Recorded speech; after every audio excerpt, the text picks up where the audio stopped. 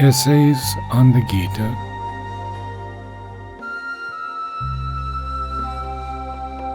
Second Series, Part 1, The Synthesis of Works, Love, and Knowledge. Chapter 8, God in Power of Becoming. A very important step has been reached.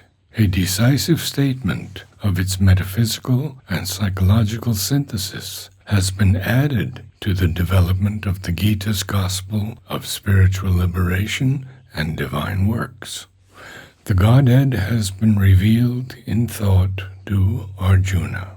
He has been made visible to the mind's search and the heart's seeing as the supreme and universal being, the supernal and universal person, the inward-dwelling master of our existence, for whom man's knowledge, will, and adoration were seeking through the mists of the ignorance.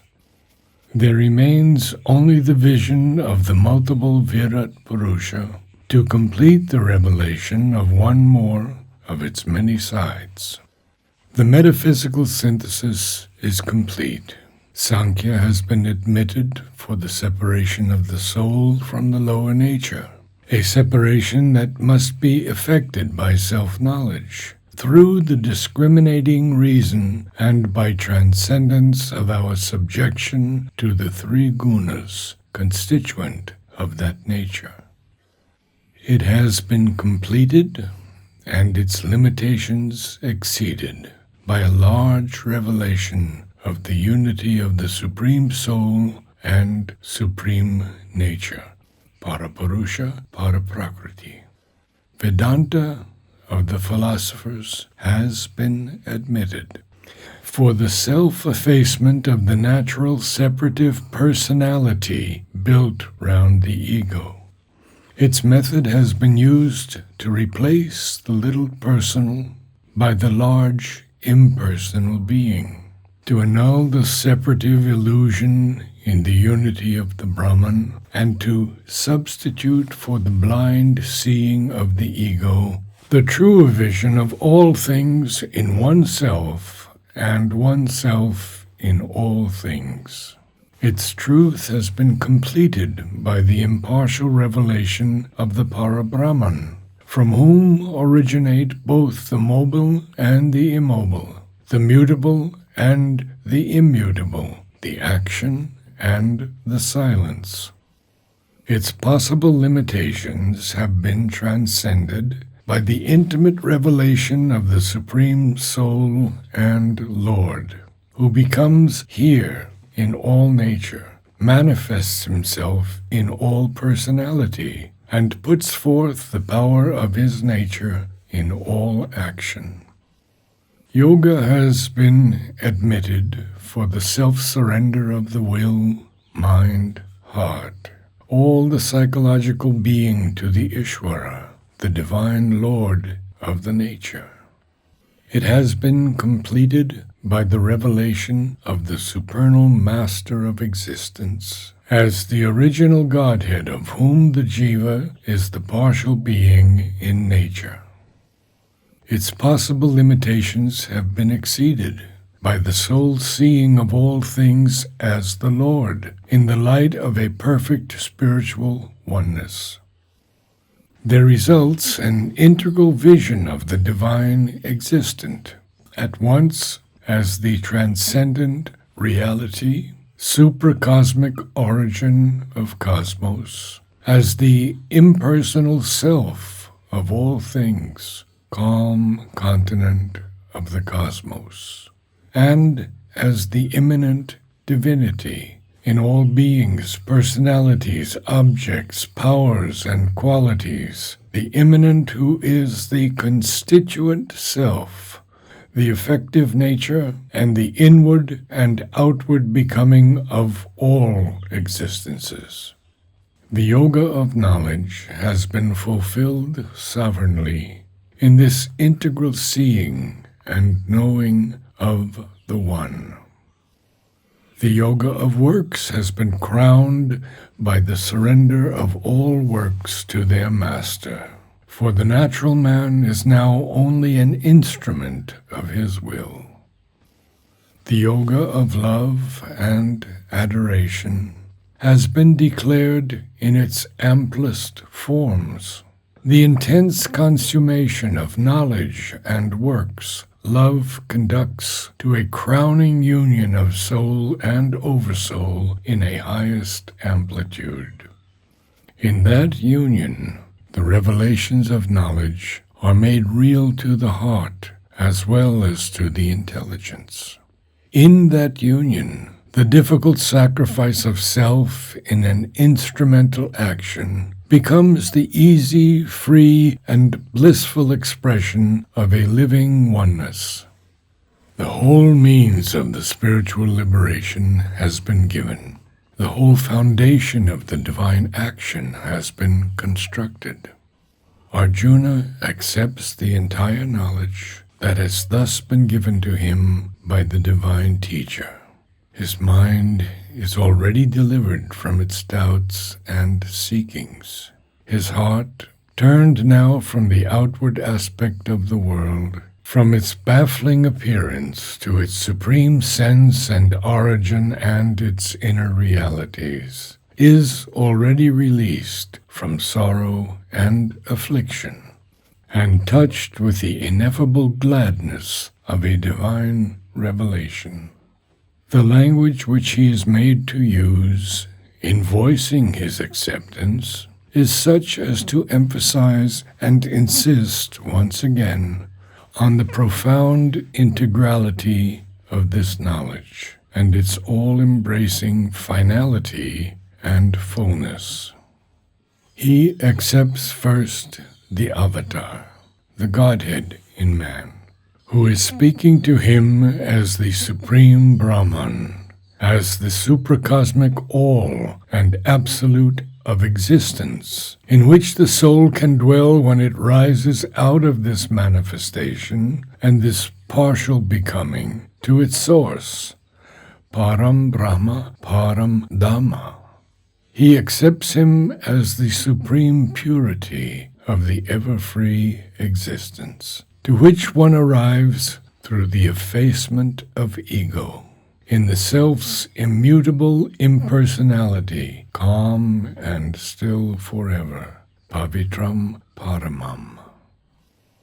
He accepts him next as the one permanent, the eternal soul, the divine Purusha, Purusham Shaswatam Divyam. He acclaims in him the original Godhead, adores the unborn, who is the pervading, indwelling, self-extending master of all existence, Adi Devam Ajam Vibhum. He accepts him, therefore, not only as that wonderful, who is beyond expression of any kind, for nothing is sufficient to manifest him. Neither the gods nor the Titans, O blessed Lord, know thy manifestation. Nahi te Bhagavan Vyaktim Viduch Deva Nadanavaha. But as the Lord of all existences, and the one divine efficient cause of all their becoming, God of the gods, from whom all Godheads have sprung, Master of the universe, who manifests and governs it from above by the power of his supreme and universal nature. Bhuta Bhavana Bhutesha, Deva Deva Jagat Pate. And lastly, he accepts him as that Vasudeva, in and around us, who is all things here by virtue of the world-pervading, all-inhabiting, all-constituting master powers of his becoming, Vibhutaya.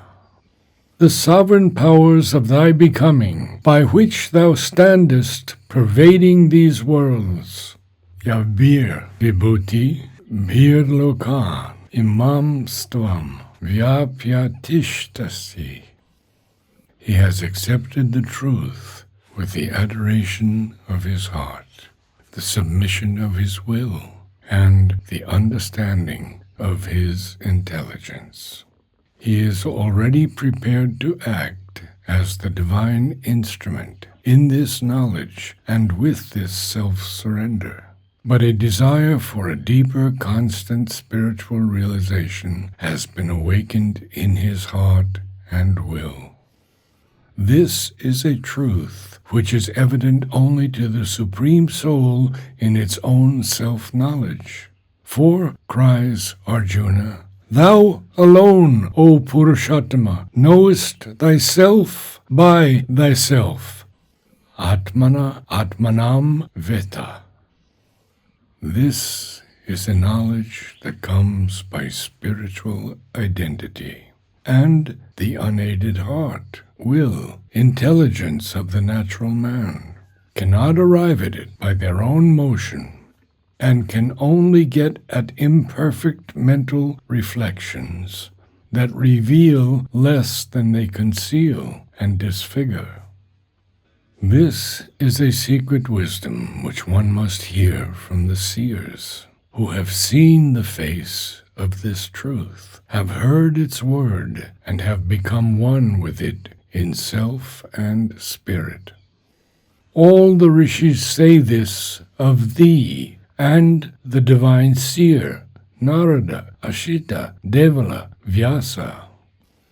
Or else one must receive it from within, by revelation and inspiration from the inner Godhead, who lifts in us the blazing lamp of knowledge. Swayanchaiva bravishime, and thou thyself sayest it to me. Once revealed, it has to be accepted by the assent of the mind, the consent of the will, and the heart's delight and submission, the three elements of the complete mental faith, Shraddha. It is so that Arjuna has accepted it. All this that thou sayest, my mind holds for the truth, but still there will remain the need of that deeper possession in the very self of our being. Out from its most intimate psychic center, the soul's demand for that inexpressible, permanent spiritual realization, of which the mental is only a preliminary or a shadow, and without which there cannot be a complete union with the eternal. Now the way to arrive at that realization has been given to Arjuna, and so far as regards the great self-evident divine principles, these do not baffle the mind. It can open to the idea of the Supreme Godhead, to the experience of the immutable self, to the direct perception of the immanent divinity, to the contact of the conscient universal being. One can, once the mind is illumined with the idea, follow readily the way, and, with whatever preliminary difficult effort to exceed the normal mental perceptions, comes in the end to the self-experience of these essential truths that stand behind our and all existence, Atmana Atmanam. One can do it with this readiness because these, once conceived, are evidently divine realities. There is nothing in our mental associations to prevent us from admitting God in these high aspects. But the difficulty is to see him in the apparent truths of existence, to detect him in this fact of nature, and in these disguising phenomena of the world's becoming. For here all is opposed to the sublimity of this unifying conception. How can we consent to see the divine as man and animal being and inanimate object, in the noble and the low, the sweet and the terrible, the good and the evil. If, assenting to some idea of God extended in the things of the cosmos, we see him in ideal light of knowledge and greatness of power, and charm of beauty and beneficence of love and ample largeness of spirit, how shall we avoid the breaking of the unity by their opposites, which in actual fact cling to these high things and envelop them and obscure?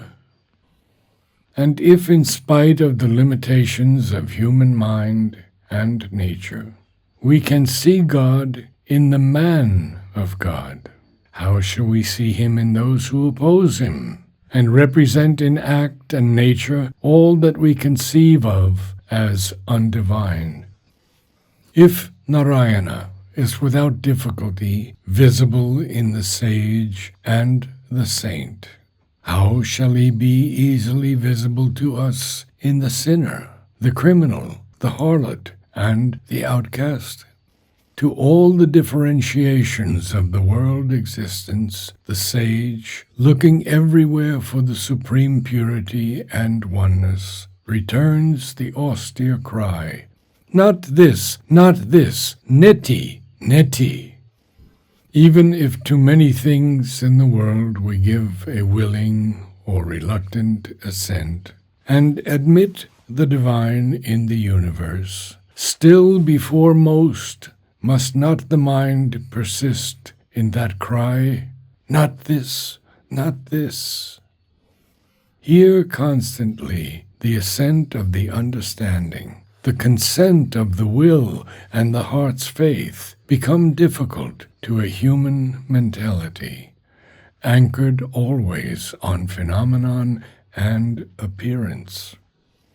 At least some compelling indications are needed, some links and bridges, some supports to the difficult effort at oneness.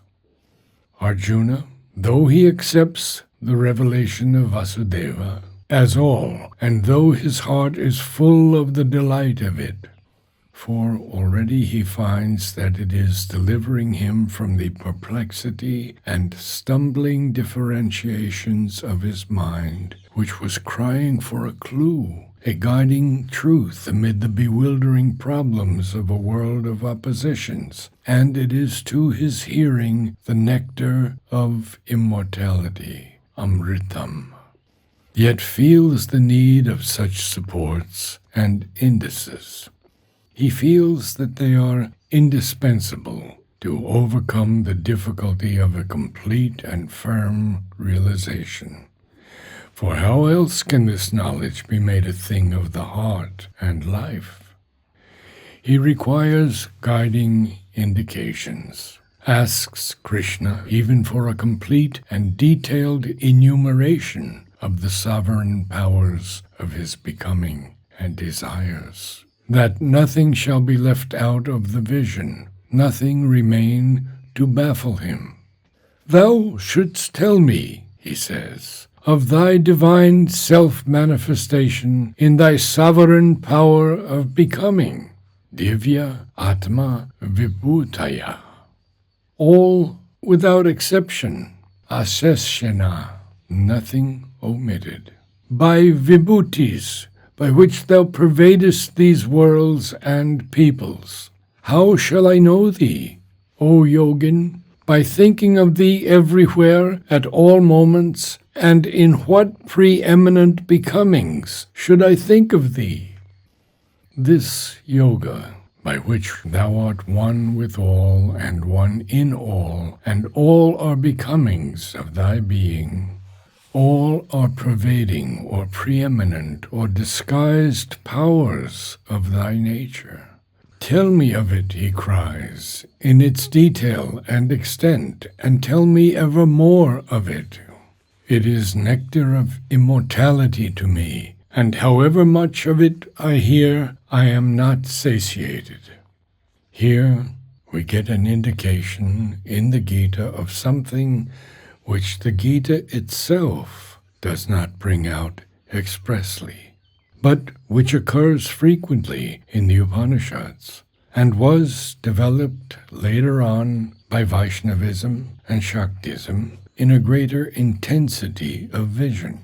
Man's possible joy of the divine in the world existence, the universal ananda, the play of the mother, the sweetness and beauty of God's Leela. The divine teacher accedes to the request of the disciple, but with an initial reminder that a full reply is not possible. For God is infinite, and his manifestation is infinite. The forms of his manifestation, too, are innumerable. Each form is a symbol of some divine power, vibhuti, concealed in it, and to the seeing eye, each finite carries in it its own revelation of the infinite. Yes, he says, I will tell thee of my divine vibhutis, but only in some of my principal preeminences, and as an indication, and by the example of things in which thou canst most readily see the power of the Godhead. Pradhanayata Udeshata. For there is no end to the innumerable detail of the Godhead's self-extension in the universe. Nasti anto vistarasya me. This reminder begins the passage and is repeated at the end in order to give it a greater and unmistakable emphasis. And then, throughout the rest of the chapter, we get a summary description of these principal indications, these preeminent signs of the divine force, present in the things and persons of the universe. It seems at first as if they were given pell-mell without any order, but still there is a certain principle in the enumeration, which, if it is once disengaged, can lead by a helpful guidance to the inner sense of the idea and its consequences. The chapter has been called Vibhuti Yoga, an indispensable yoga. For while we must identify ourselves impartially with the universal divine becoming, in all its extension, its good and evil, perfection and imperfection, light and darkness, we must at the same time realize that there is an ascending evolutionary power in it, an increasing intensity of its revelation in things, a hierarchic secret something that carries us upward from the first concealing appearances through higher and higher forms towards the large ideal nature of the universal Godhead. This summary enumeration begins with a statement of the primal principle that underlies all the power of this manifestation in the universe. It is this, that in every being and object God dwells concealed and discoverable. He is housed as in a crypt in the mind and heart of everything and creature, an inner self in the core of its subjective and its objective becoming, one who is the beginning and middle and end of all that is, has been, or will be.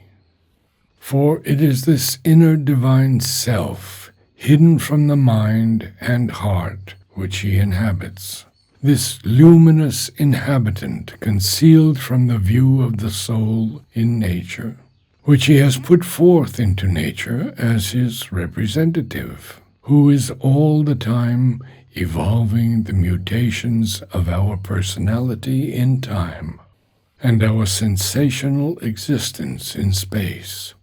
time and space that are the conceptual movement and extension of the Godhead in us.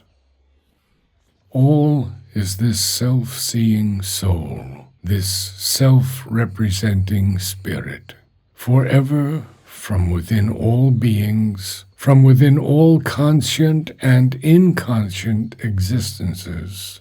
This all-conscient develops his manifested self in quality and power, develops it in the forms of objects, in the instruments of our subjectivity, in knowledge and word and thinking, in the creations of the mind, and in the passions and actions of the doer, in the measures of time, in cosmic powers and godheads, and in the forces of nature, in plant life, in animal life, in human and superhuman beings. If we look at things with this eye of vision, unblinded by differentiations of quality and quantity, or by difference of values and oppositions of nature, we shall see that all things are, in fact, and can be nothing but powers of this manifestation, vibhutis of this universal soul and spirit, yoga of this great yogin, self-creations of this marvelous self-creator. He is the unborn, and the all-pervading master of his own innumerable becomings in the universe. Ajo Vibhu. All things are his powers and effectuations in his self-nature, Vibhutis. He is the origin of all they are, their beginning. He is their support in the ever-changing status, their middle. He is their end, too, the culmination or the disintegration of each created thing in its cessation or its disappearance. He brings them out from his consciousness and is hidden in them. He withdraws them into his consciousness, and they are hidden in him for a time or forever. What is apparent to us is only a power of becoming of the One. What disappears from our sense and vision is effect of that power of becoming of the One. All classes, genera, species, individuals are such vibhutis. But since it is through power in his becoming that he is apparent to us, he is especially apparent in whatever is of a preeminent value, or seems to act with a powerful and preeminent force. And therefore, in each kind of being, we can see him most in those in whom the power of nature of that kind reaches its highest, its leading, its most effectively self-revealing manifestation. These are, in a special sense, vibhutis. Yet the highest power and manifestation is only a very partial revelation of the infinite. Even the whole universe is informed by only 1 degree of his greatness, illumined by 1 ray of his splendor, glorious with a faint hint of his delight and beauty. This is, in sum, the gist of the enumeration, the result we carry away from it, the heart of its meaning. God is imperishable, beginningless, unending time. This is his most evident power of becoming, and the essence of the whole universal movement. Aham eva akshaya kala. In that movement of time and becoming, God appears to our conception or experience of him by the evidence of his works as the divine power, who ordains and sets all things in their place in the movement. In his form of space, it is he who fronts us in every direction, million-bodied, myriad-minded, manifest in each existence. We see his faces on all sides of us. Dataham Vishvato Mukha. For simultaneously, in all these many million persons and things, Sarva Bhuteshu, there works the mystery of his self and thought and force, and his divine genius of creation, and his marvelous art of formation, and his impeccable ordering of relations and possibilities and inevitable consequences. He appears to us too in the universe as the universal spirit of destruction, who seems to create only to undo his creations in the end. I am all-snatching death. Aham Mritu Sarvahara. And yet his power of becoming does not cease from its workings. For the force of rebirth and new creation ever keeps pace with the force of death and destruction. And I am too the birth of all that shall come into being. The divine self in things is the sustaining spirit of the present, the withdrawing spirit of the past, the creative spirit of the future. Then, among all these living beings, cosmic godheads, superhuman and human and subhuman creatures, and amid all these qualities, powers, and objects, the chief, the head, the greatest in quality of each class, is a special power of the becoming of the Godhead.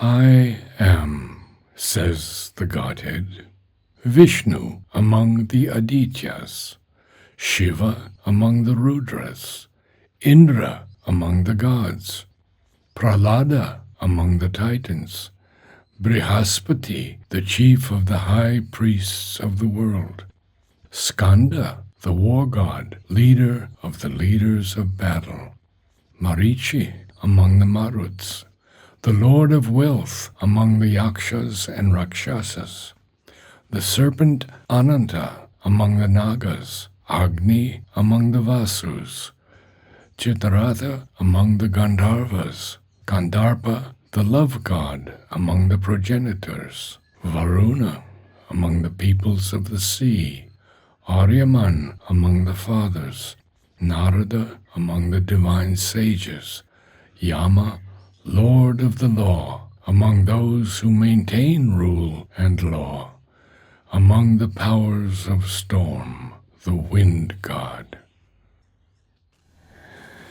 At the other end of the scale, I am the radiant sun among lights and splendors, the moon among the stars of night, the ocean among the flowing waters, Meru among the peaks of the world, Himalaya among the mountain ranges, Ganges among the rivers, the divine thunderbolt among weapons.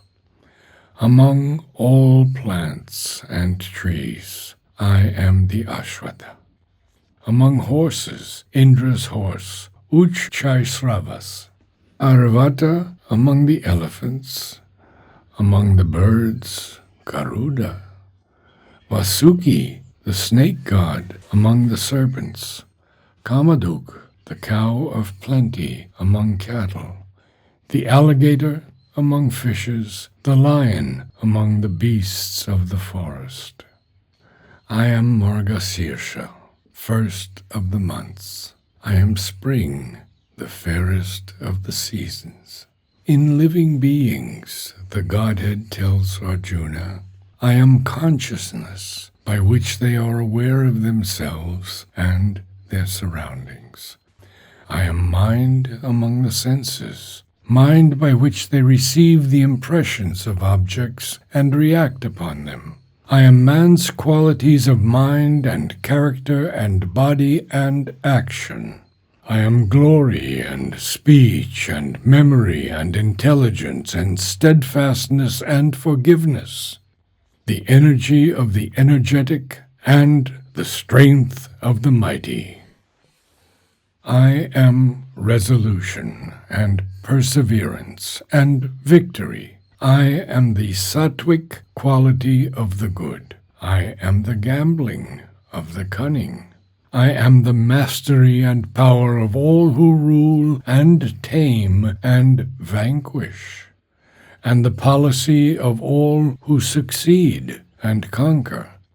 I am the silence of things secret, the knowledge of the knower, the logic of those who debate.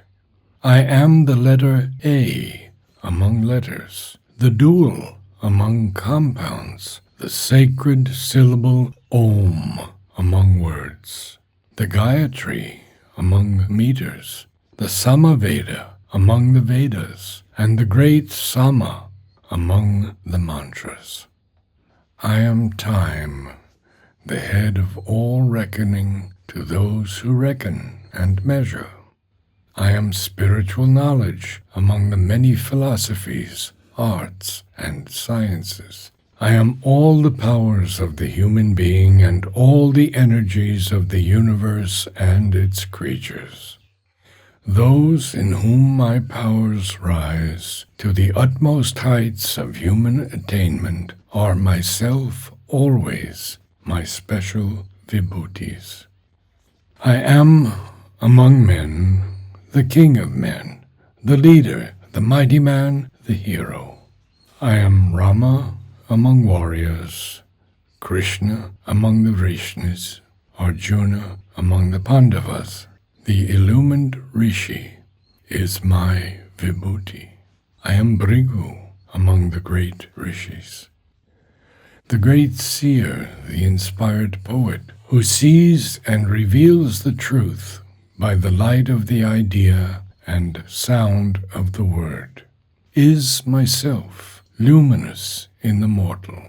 I am Ushanas among the seer poets. The great sage, thinker, philosopher is my power among men, my own vast intelligence.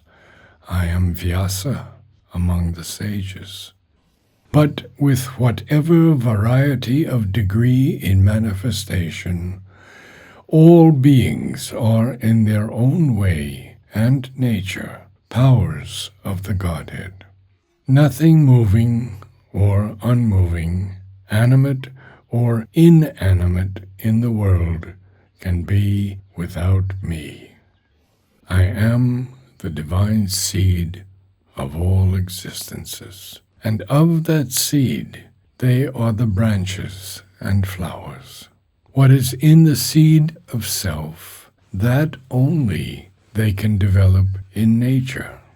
There is no numbering or limit to my divine vibhutis. What I have spoken is nothing more than a summary development, and I have given only the light of a few leading indications and a strong opening to endless verities. Whatever beautiful and glorious creature thou seest in the world, whatever being is mighty and forceful among men, and above man and below him, know to be a very splendor, light, and energy of me, and born of a potent portion and intense power of my existence. But what need is there of a multitude of details for this knowledge? Take it thus, that I am here in this world and everywhere. I am in all, and I constitute all. There is nothing else than I, nothing without me. I support this entire universe with a single degree of my illimitable power, and an infinitesimal portion of my fathomless spirit. All these worlds are only sparks, hints, glintings of the I am eternal and immeasurable.